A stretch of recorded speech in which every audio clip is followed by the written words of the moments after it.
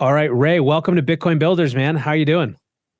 Feeling great over here, bro. I feel so good right now. You wouldn't believe it. I'm in Dubai, got the hair sticking out, just had the best month of my life. The most challenging, but I had five miracles in a row happen this Ramadan. I'm going to tell you guys all about it. I love it. I love it. Ramadan Kareem, man. No, I'm so excited to have this conversation. So it's funny, like when I reached out to you, so we just started Bitcoin Builders.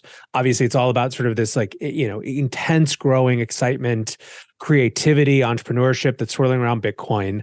For me, a huge focus is Bitcoin around the world, not just in the US, not just in sort of developed countries.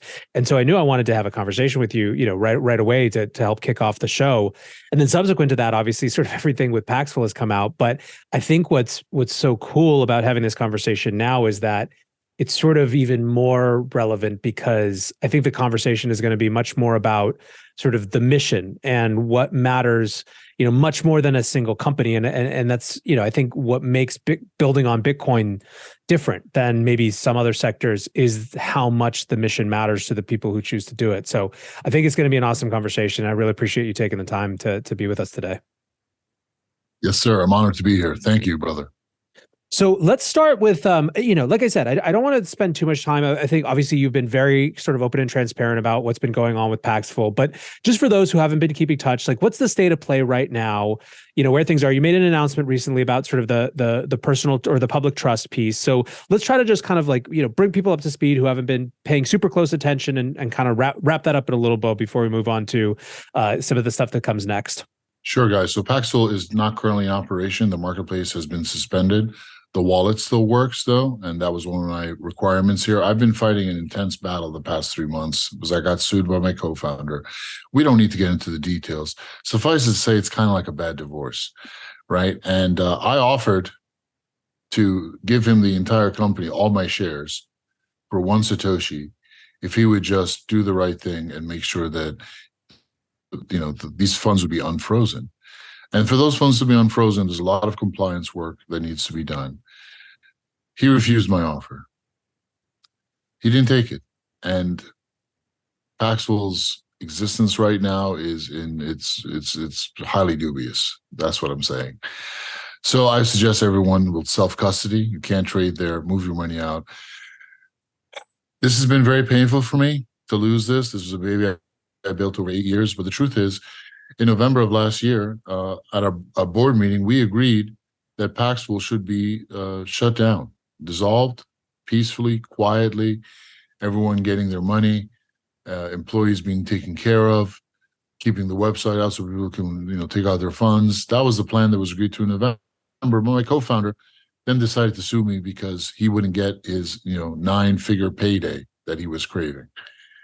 That's what he wanted. And he sued. We don't even know why he's suing at this point. There's really nothing there. I am the company, and as far as like trust goes, he refused to accept that. Anyway, this is painful for me to talk about, but the guy really fucked up, man. He's just driven by greed, unfortunately. That's all aside right now. Paxful's not working. There's a place for people for Paxful to go. The traders have other places to go, and they're trading right now. So the refugees are taken care of. Everything's good. The mission continues. The question is, what's next? I just lost my job as CEO of Paxful, but I feel great. I feel like a huge weight has been lifted off my shoulders because Paxful is an American corporation, a Delaware co, meaning it had to adhere to American compliance, which is extremely strict. As the CEO of Paxful, I gave compliance an unlimited budget. It was 1/4 or 1/5 of the company was compliance. We bent over backwards to make Uncle Sam happy, and it wasn't enough. And it's not just us. Coinbase has the same issue. And even, forget the security stuff aside, even just a Bitcoin company, the way compliance looks is it is not inclusive. It is exclusive. It excludes people by design. So in that sense, an American company can never serve the 100%. And everyone should know here that a CEO can never overturn a compliance decision. It's actually against the law. That's really bad. Now, I don't want to get into the nitty-gritty of compliance here, but people need to be aware that American compliance will never be able to serve the global south, ever. It's just not going to happen. So we need to break off from all that. Forget about that. and focus on the huge world in front of us and everything that we can build there. What can be built in this new world right now? Do you want me to talk about the Civ Kit, brother? Is the floor open for that for another 30-minute monologue or what? Yeah, yeah. So let's do. I think I really do want to talk about the Civ Kit. I think that's where we're going to spend most of our time today. I guess what I want to maybe what I want to start though, or spend a little time on before that is just sort of, almost like what the experience over the last 8 years was in terms of what you learned, right? So obviously you've unfortunately had a bunch of painful lessons in the last, 6 months as relates to, I mean, you knew that the US compliance stuff was a challenge. You were fighting that challenge for a long time. But I think in terms Yeah. of actually understanding, let's put it this way. You got to go experience Bitcoin in the real world being used in the global south in ways that sort of don't often touch the experience of, folks in the US who are just hearing about it from John Oliver, right? There's a big monologue the other night about from John Oliver, the TV comedian, about how Bitcoin's only use or crypto's only use is to gamble on other crypto, right? And I was thinking about this conversation as I was listening to it.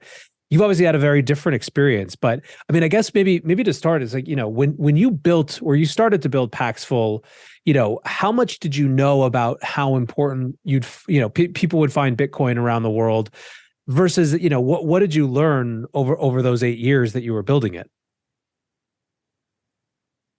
Great question, brother. So in the beginning, it started out of necessity. I was homeless in New York 8 or almost 9 years ago at this time.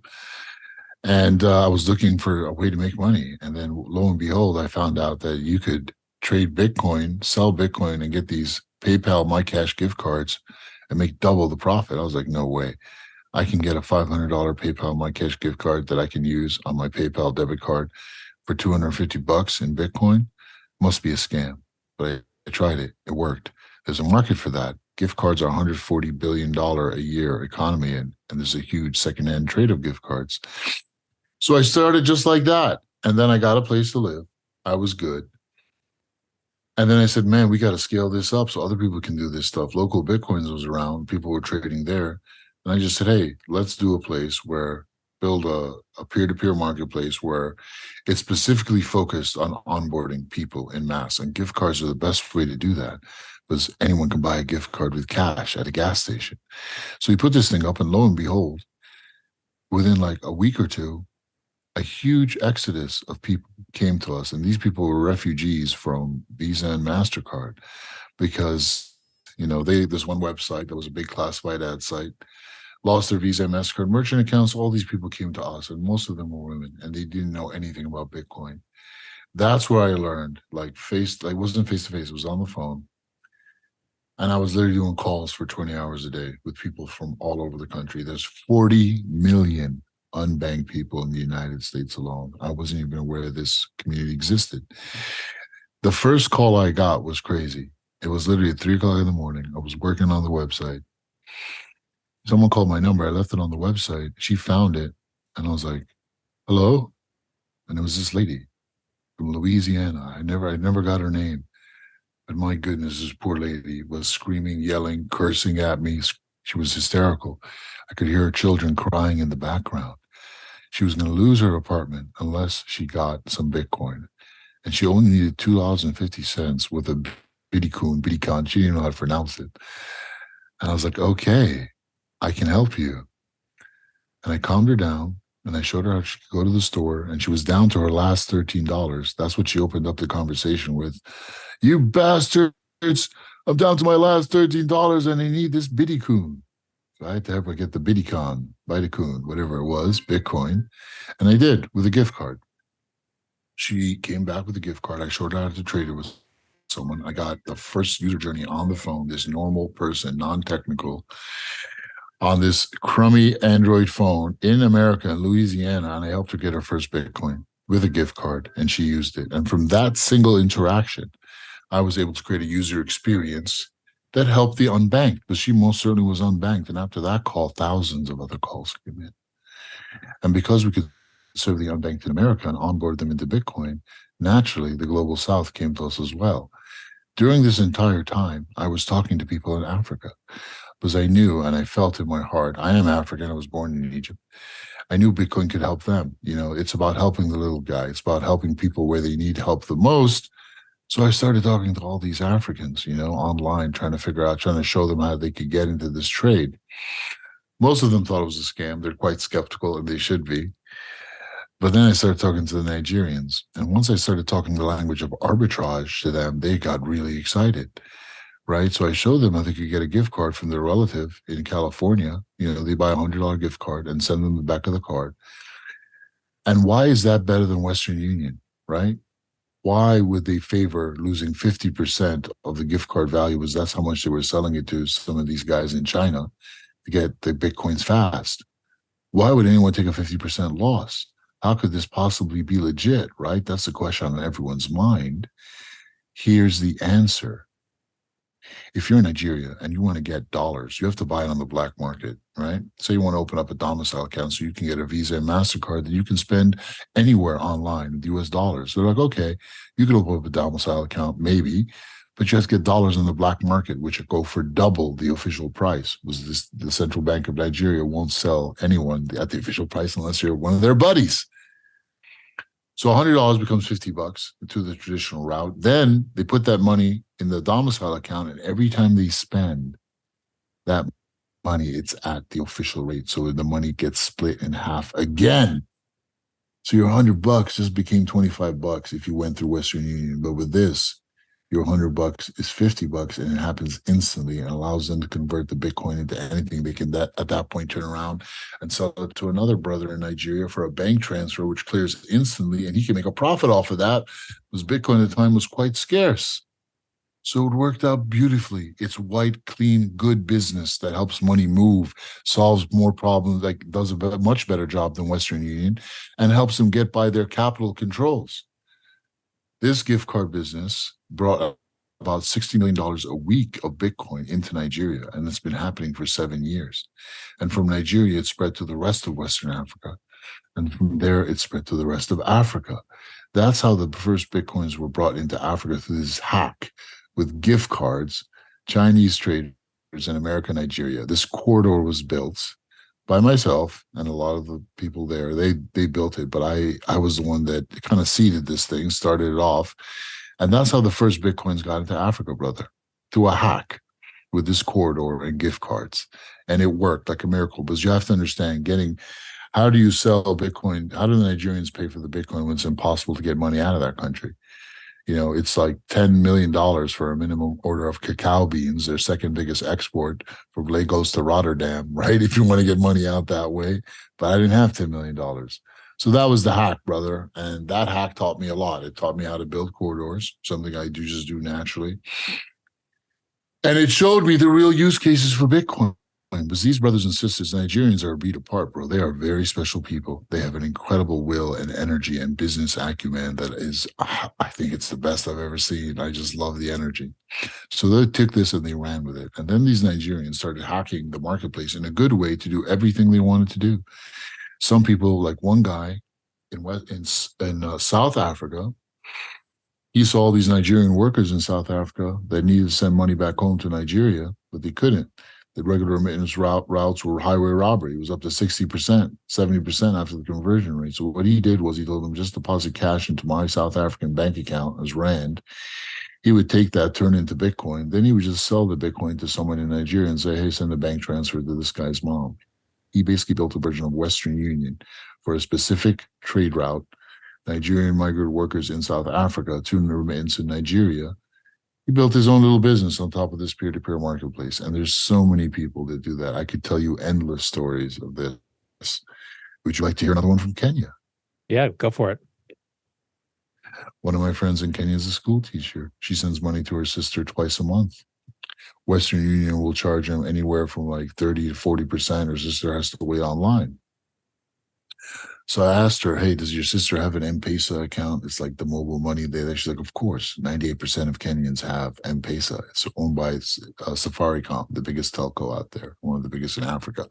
M-Pesa exists in 50 countries, but in Kenya, it's dominant. So I said, give me your sister's M-Pesa number, just her mobile phone. She gave me her sister's mobile phone.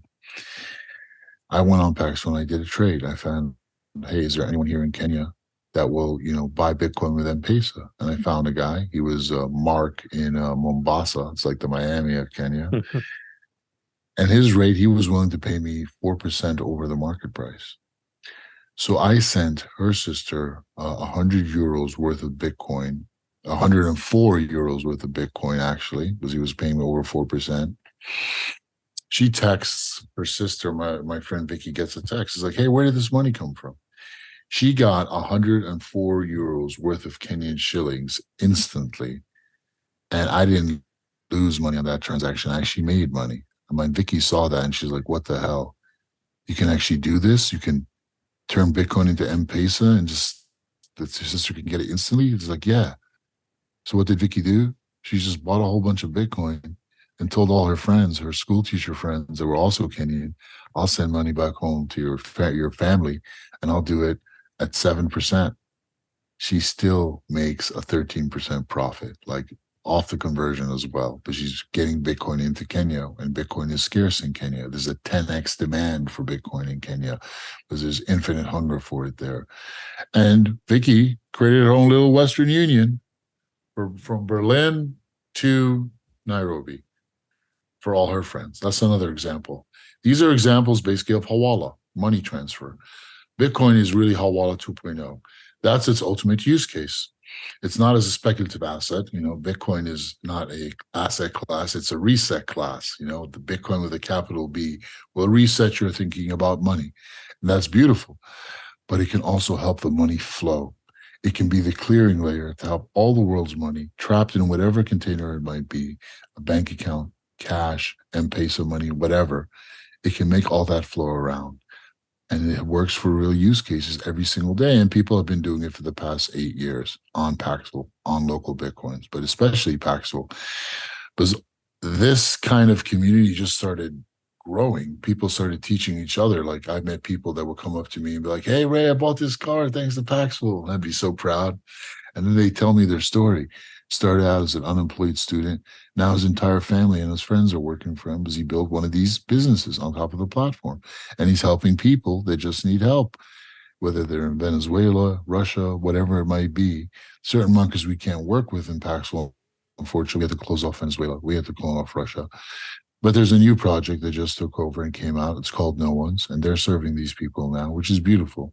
So I'll be watching these guys, and I'll see how they're building, and I'll see if I have a challenge out right now. My challenge is, well, I'm an unemployed CEO. I want a job, but I want it to be a cool job where I can change the world with people that are dedicated to winning. And winning means one thing. The world needs unstoppable free markets. That's what it needs. There need to be 1,000 Paxfuls out there, a million Paxfuls out there. Any community that wants to put up their liquidity, whether it's a person or a whole nation state, can do so on Nostra relays. That's the way it should be. They can't be taken down, or they spawn around and spread around just like Napster did, but even better. Completely decentralized, built on top of Bitcoin. Anyone can start a relay for anything.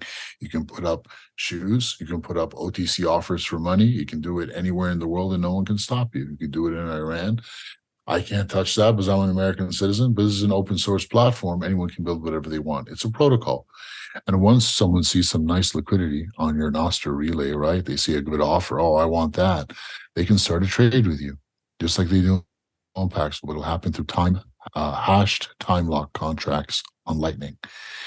This is the depth of the white paper. It's a very dense technical white paper, the Civ Kit. But it is the blueprint to a 3-step project. It's 3 phases. The first phase is the marketplace. Once we have that, anyone can trade with anyone for anything. The work as this has already begun. We're 3 to 6 months. In 3 to 6 months, we'll actually have something that people can use and connect with. There's already some marketplaces built on Nostra that are great. But Civ Kit has something special about it, and that is about 8 years of learning from building a marketplace on the ground in the global south has gone into this code base. Civ Kit is basically civilization in a can, young man. You can spawn it off and have your own civilization. Civilization is about, what is it? It's about money. 99% of governance is about money. So once anyone can trade with anyone else, we'll have a massive win. And anyone can put anything there they want there. No one's could use it and put their relay on there. And anyone could trade there. Local Bitcoin, well, they're not around anymore. Binance could do it. I had a chat with CZ about it. Everyone can be on this, but the point is that everyone will be able to take this and have their own unstoppable free market, like Craigslist, and all the escrow and everything is built in, and Bitcoin powers it all, brother. The mission is for the global South to be trading with the global South. We're already seeing this with the BRICS nations working together, right? On a nation state level, they're all coming together. Russia, China, Iran, all these people are Brazil, India are coming in, South Africa. People are joining all the time. And it's great on the nation state level because they're moving away from the dollar and trading with their own money. But we, the people, especially in the Bitcoin community, have to take the initiative right now and get the streets trading with the streets all over the world. We need our own BRICS initiative. And that's what Civ Kit is meant to be. It is meant to unlock the power of 6 billion invisible people connected together. How does that sound? You want one? I love it. So obviously, with Civ Kit, so two things. I want to talk about his origins a little bit. Given how fast this white paper came out, given that you started talking about the building that's already got into it, you started thinking about this, previous, right? This was sort of the natural next phase after everything you had learned of Paxful. And it sounds like, and correct me if I'm mischaracterizing this, but it almost sounds like you built Paxful and found people using it more like a platform than you might have even imagined, right? Where people weren't just sort of executing trades. They were building small economies, not just businesses, but sort of small localized economies on top of it. Was Civ Kit basically just a way to design for that use from the beginning? Absolutely, bro. But the idea started 5 years ago. I was looking at Paxful and I'm like, wow, this is great. This is blowing up. This is working. It's helping people move their money around.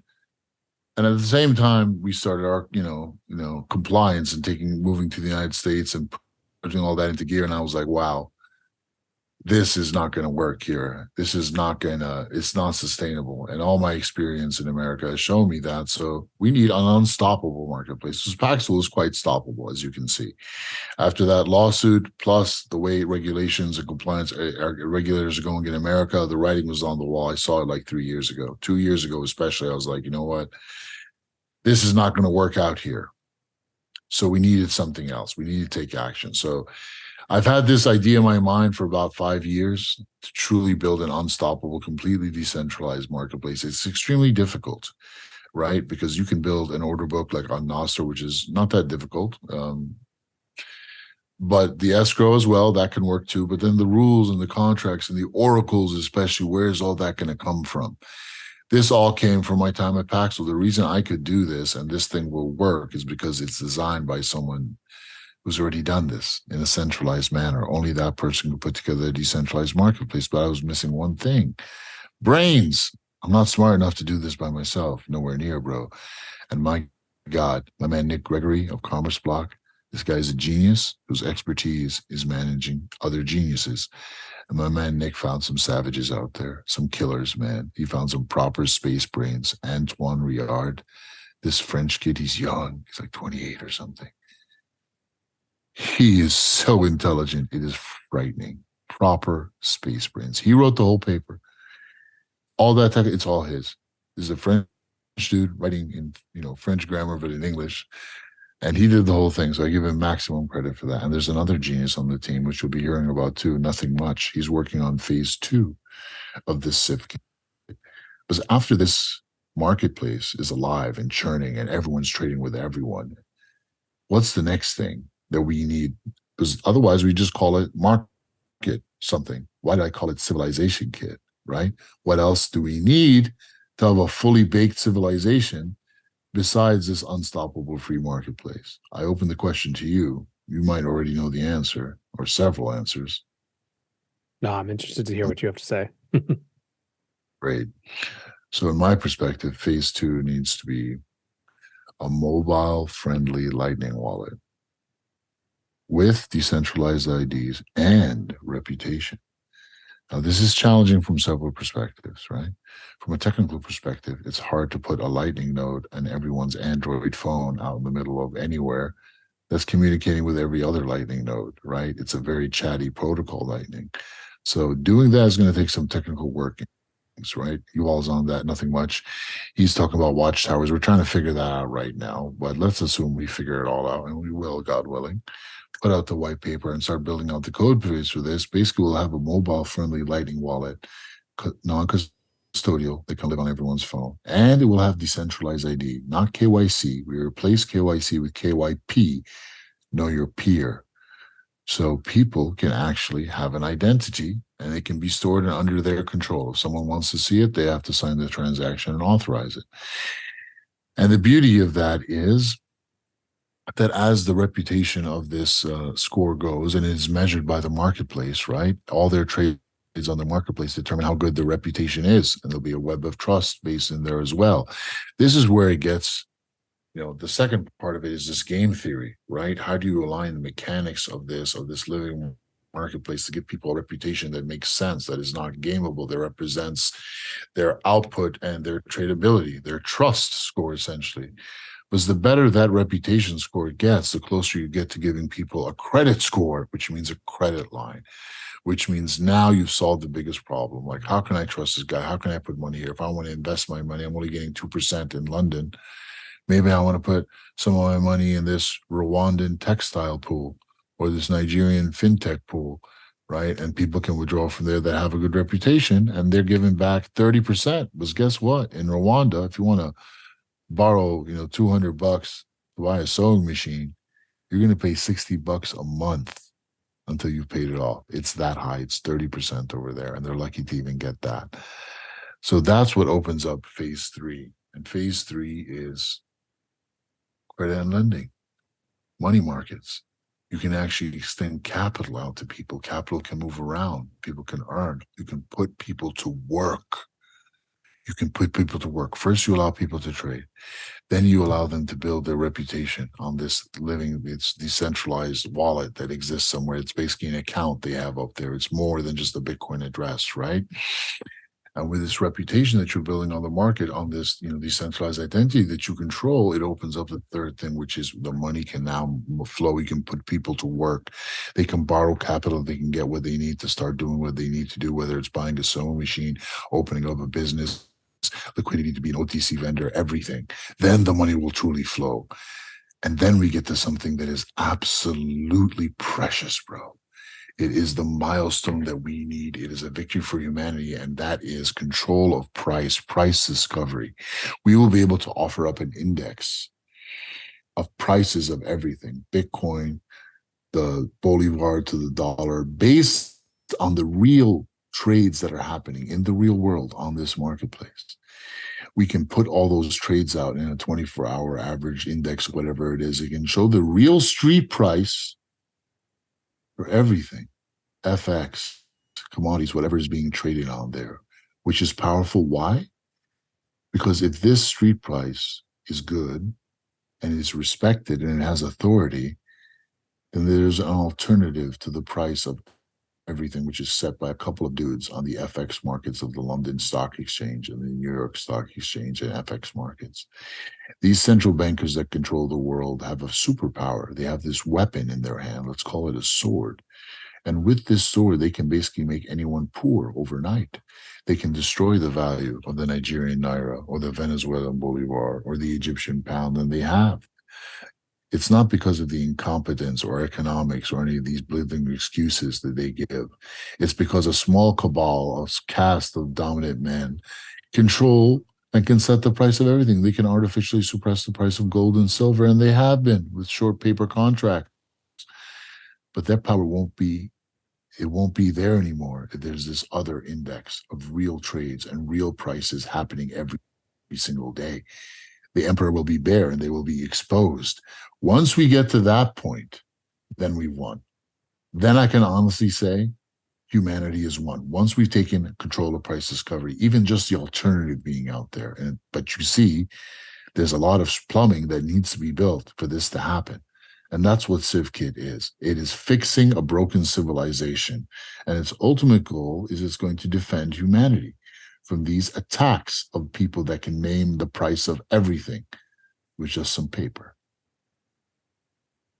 I'm sure you're I'm done, watching. bro. I'm sure you're watching Argentina right now. So the difference between the price, so the blue market price, the blue dollar price, and the official central bank price of peso to dollar, it's about double, right? So the this morning, I think it was 450 pesos to the dollar is what you get if you go down to Buenos Aires and they pull you down a back alley and they take you to the second floor and you trade your dollars that way, which is how everyone gets dollars if you're in BA. Is you get about double. You have to pay double the pesos to get the dollar from what the central bank says that they're worth. But they've done this interesting thing recently where they made a different price for soybean exports because they wanted to incentivize farmers to sell their soybean, and farmers weren't doing it because the official government rate was half of what the actual value of the pesos were to the dollars. So they would, if they were quoting in dollars, the amount that they would have to, because they have to instantly turn it back into pesos as soon as that money comes in, as soon as those dollars come in. And so they're like, we're not going to sell for 50% of what it's actually valued at. So the government said, okay, sure. Well, instead of 200 or 220 pesos, your soybean dollars will be worth 300 pesos, trying to incentivize them. And they're still kind of saying not a chance, right? Because the fact of them sort of arbitrarily dictating that for this one random commodity, which is an important one, obviously it's one of the most important crops in Argentina, the dollar is going to be worth, a little bit more, but still 20-25% less than what it actually is worth.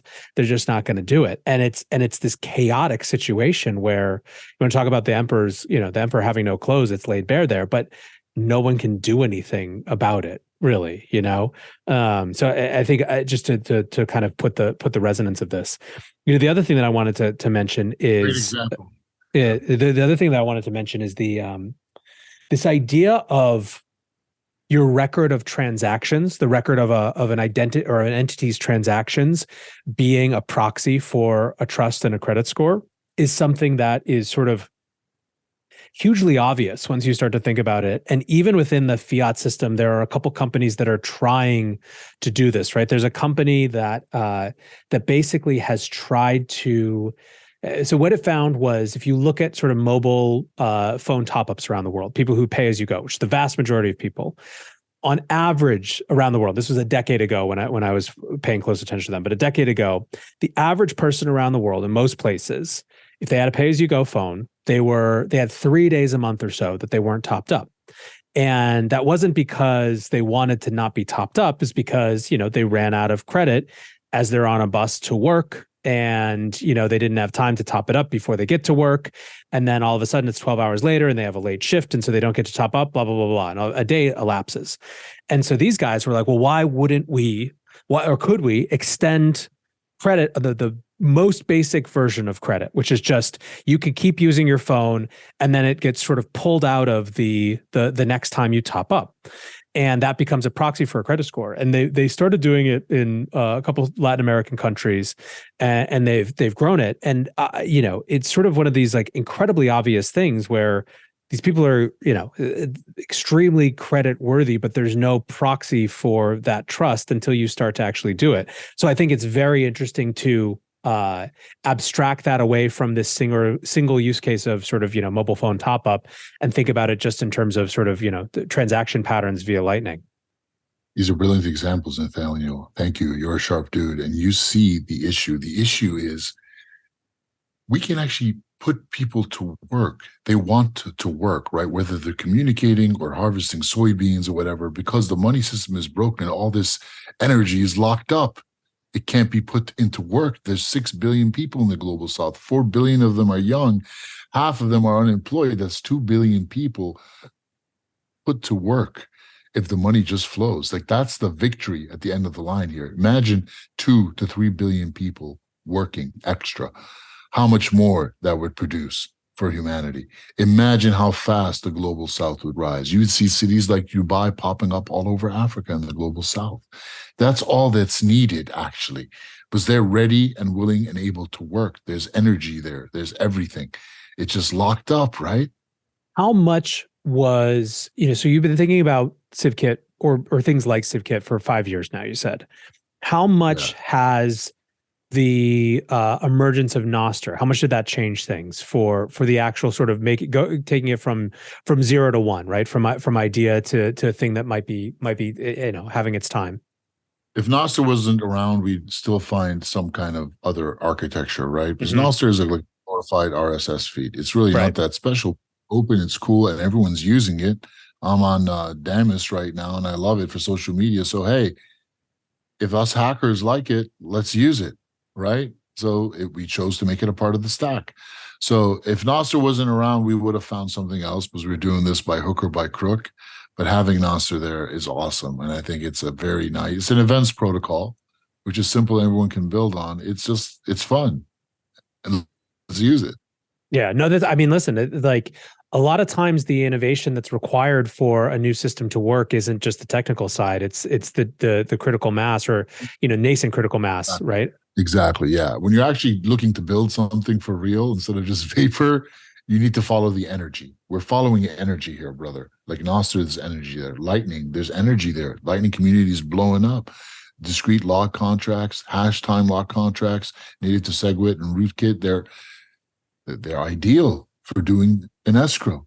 And that's all that's needed. If we can make a decentralized Paxful and allow people to build thousands of decentralized Paxfuls, and they're incentivized for doing so, they're incentivized to keep that Nostr relay up as they're earning some dust and sats out of all those trades. We can make an opportunity out of everything. The incoming Lightning liquidity that will be needed to create the channel, where's that going to come from? Right? You can open up a pool, invest some Bitcoin here, and you will be used to route all these transactions and let them happen. Technically, it's funding the escrow. And it's chump change. People aren't going to earn much money off those sets. But hey, in your market that you set up, you can set what the marketplace fee is going to be. It can be, 1 basis point dust and stats, lightning as usual, or you can make it 20 basis points or 100 basis points. The market master can decide.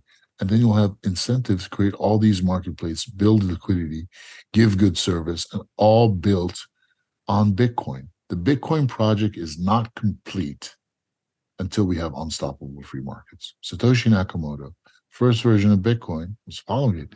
He had functions there, eBay-like functions for escrow and managing listings, but they were all removed later when he disappeared and to remove clutter, right? But he knew this was needed. Bitcoin is not complete until we do this.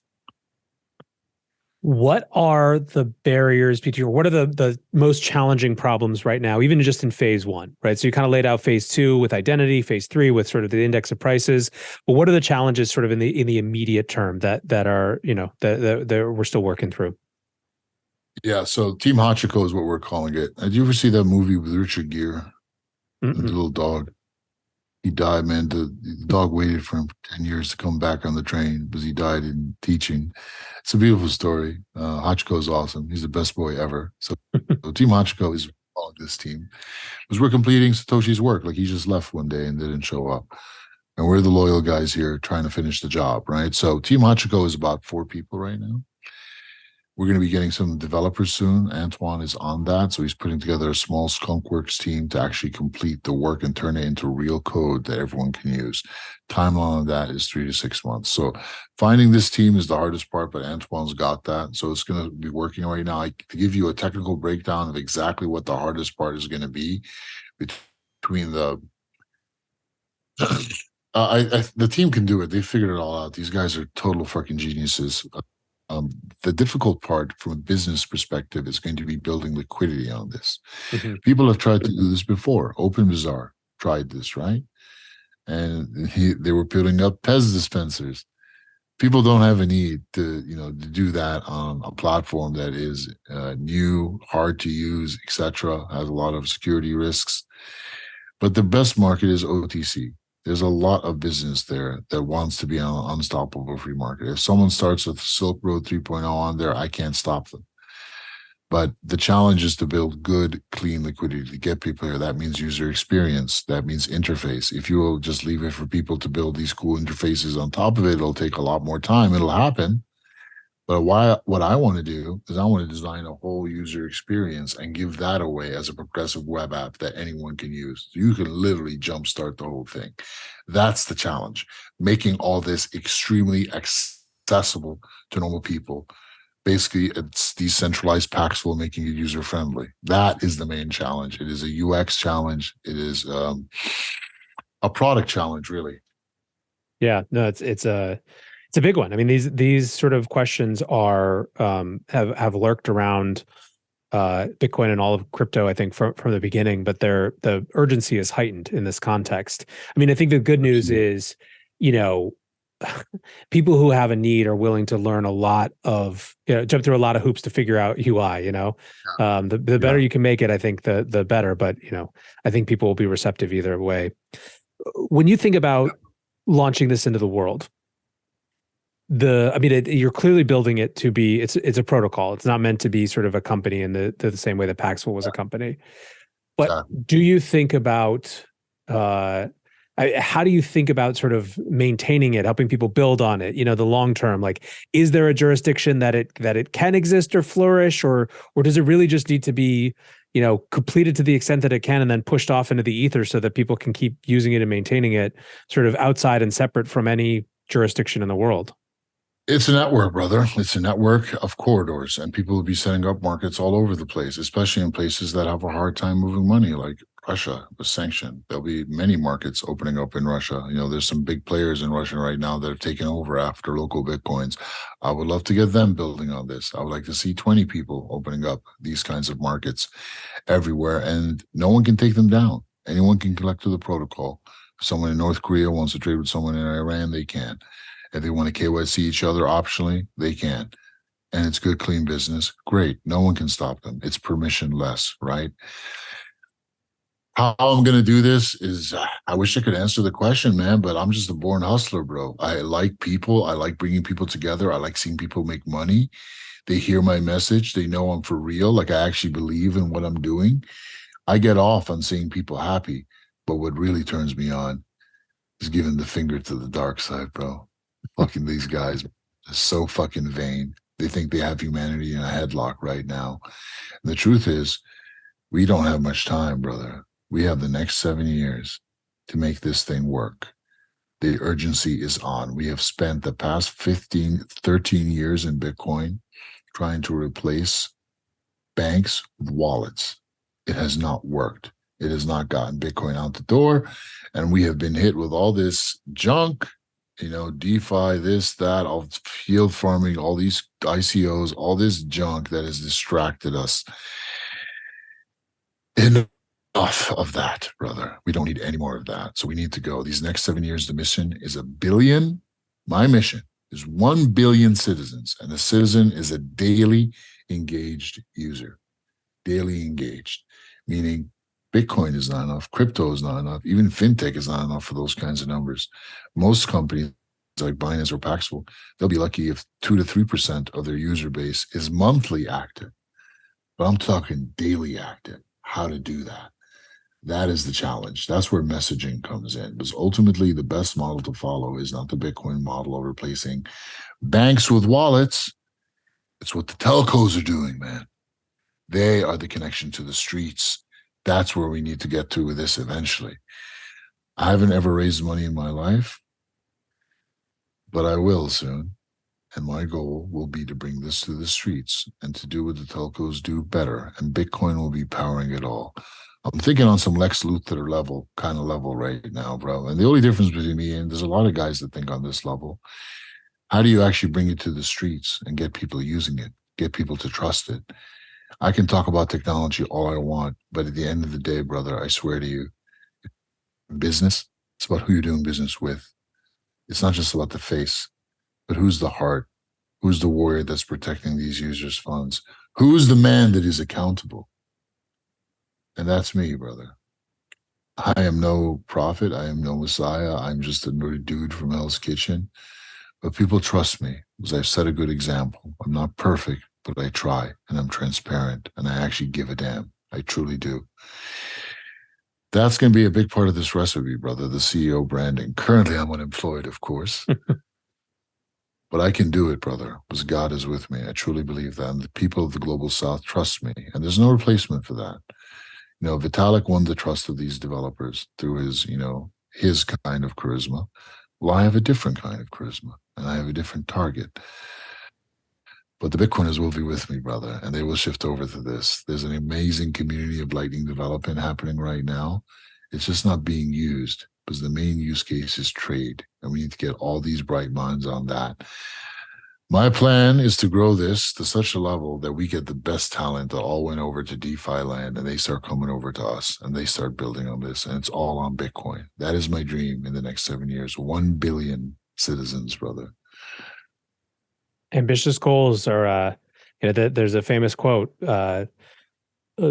small ambitions have no power to stir men's souls, right? You gotta name a goal and make it big. And I think that one of the challenges is that people design for and focus on problems they've experienced. And so a lot of the energy has just gone into not building for this use case, right? You kind of were a bridge in terms of your personal experiences and where you had built your life to lots of different worlds. I think that folks are now thinking about Bitcoin in these global contexts in a way that they might not have been, right? Absolutely, brother. Absolutely. I need help. I'm putting it out right there. I need help to make this happen. Team Hotchko needs help. Now I'm funding it. Like the code, the protocol is going to be done, right? But at the same time, we need to grow peer-to-peer as an industry right now. There's so many amazing products here. There's no ones. There's Peach, which is still in beta, but looks amazing. There's, RoboSats. There's all these other architectures that are being written up right now. This is the biggest problem in the world. And now that we have Bitcoin and this, non-turning complete scripting language, smart contracts, right? Now that we have this on Bitcoin plus Nostr, we can actually do this now and deliver it. I can keep talking, brother, but you asked some really good questions, bro. Like, I'm trying to figure out where to take this right now, but maybe you have a question for me because there's something I just want to spill right now. But first, you go. Otherwise, I'll monologue for 10 minutes. No monologue. I want to start to try to kind of wrap it up towards the future orientation and how people can help anyway. So feel free. Well, people can donate, but we don't really need the money right now. We're setting up a foundation in Switzerland for Civ Kit to handle any of the donations that are coming in. But the team is really together right now. They're funded, they're going. We just need to grow peer-to-peer in general, which means we need to support all these amazing players out there. I have some notoriety in the space, some influence, which is great. I want to support all of these peer-to-peer markets. I see no one as competition. No one's. But yeah, giggle. We'll see where I end up. But I have a plan, and I'm looking for a team that can do that plan. There's teams out there. I'm willing to help them all. I see myself as someone that is championing the global south and solving the biggest problem in the world. I call it economic apartheid. That's the situation that we're in. People have to understand this first and foremost. The reason why all these black, brown, yellow people, white people too, are poor, it's not because they're lazy or dumb. It's because they can't use their money. They're all trapped in a little prison. I'm an Egyptian. I was born there. Egypt is a prison for money. You can't get your money out. My mother lost half of her life savings. She might lose it all, right? Because we can blame the country and say, oh, they were dumb. They messed up their policies. But really, there's a system that makes sure that they can't win. And if they can't win, their people can't win. And the pain travels downwards. It doesn't trickle down. It pours down. That's what economic apartheid is. It is a system that guarantees that 6 billion people will remain poor and their civilizations will remain suppressed. I'm trying to solve this problem. And I need some help, brother, but I don't know what kind of help I need right now, honestly, because I'm unemployed. So I'm just having a lot of conversations and spreading this love, and I'm just gathering people to help me. So if you're hearing this message, and you want to solve the biggest problem that has ever existed in humanity, if you want to take back control of the money pillar, which these evil men have taken first and corrupted first, then you can help me out and join Team Hotchko. Reach out to me. I'm Ray Paxful, pretty much everywhere. That name will probably change soon since I'm not with Paxful anymore. And by the the way, I've actually taken my Bitcoins off Paxful right now. I'm just putting it out there to everyone, always self-custody. I kept my money in Paxful until I could ensure that everyone, as much as possible, got their money out. I feel good about that.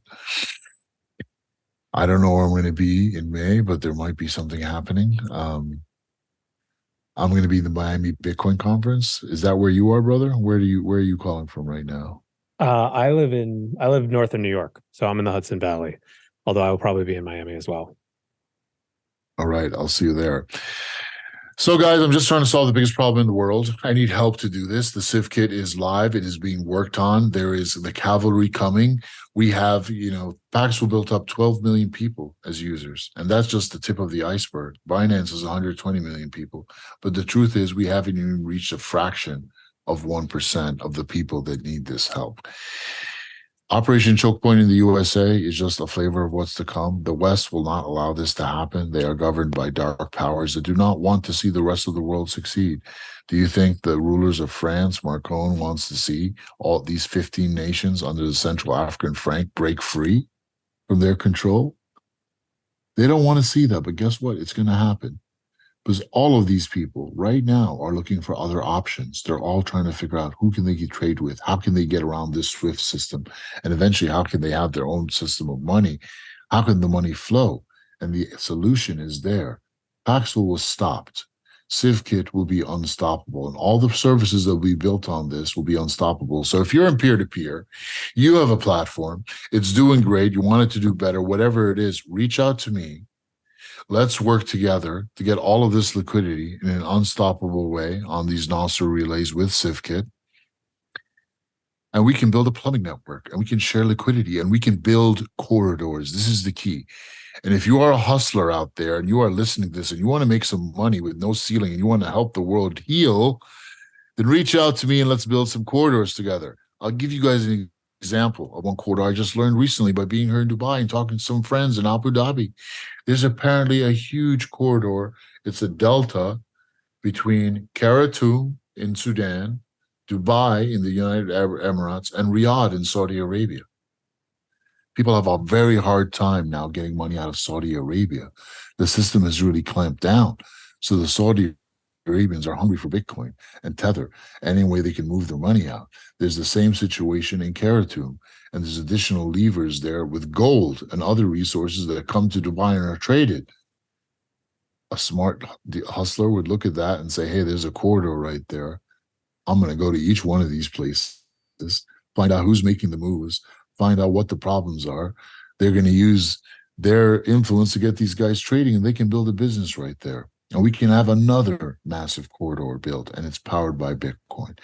And there's 1,000, 100, unlimited amounts of corridors that can be built. Like the kimchi premium, remember that?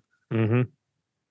There's these premiums all over the world, in Saudi Arabia, in Khartoum, in Sudan, wherever it is. And if you come in there and you solve that and you build a business around that, you enable trade to happen, not only will you make money, but you're going to help a lot of people get about doing the work that they want to do.